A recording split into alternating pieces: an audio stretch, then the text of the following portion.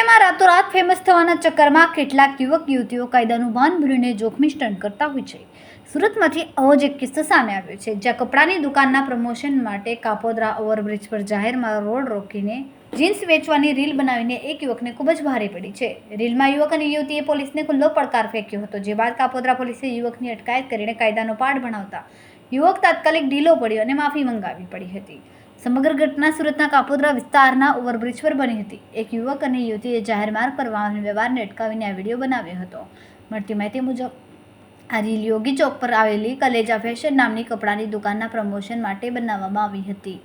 પ્રમોશનના ચક્કરમાં જાહેરમાં કાયદાનું ઉલ્લંઘન કરી રહ્યા હતા।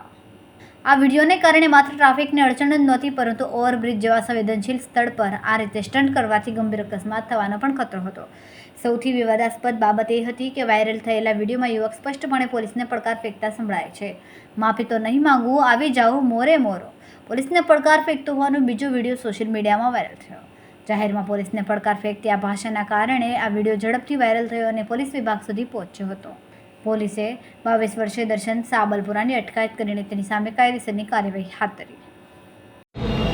આજથી 2 દિવસ પહેલાં મેં મારું માર્કેટિંગ કરવા માટે ચીકુવાડી બીચ ઉપર વિડીયો બનાવેલો, જેમાં નીચે પેન્ટ પાથરીને વિડીયો બનાવેલો, માર્કેટિંગ કરેલું। આજ પછી હું કોઈની જાહેર જગ્યા ઉપર કે લોકોને તકલીફ થાય એવો વિડીયો હું કોઈ નહીં બનાવું, અને જે લોકોએ કમેન્ટ કરેલી હતી એને વિરુદ્ધ પણ મેં એક વિડીયો બીજો બનાવ્યો, એની હું માફી માગું છું, જેમાં મેં મોરે મોરો દેવાની વાત કરી હતી। તો આજ પછી બીજાને તકલીફ થાય અને પબ્લિકને તકલીફ થાય એવી વિડીયો હું નહીં બનાવું, એની માફી માગું।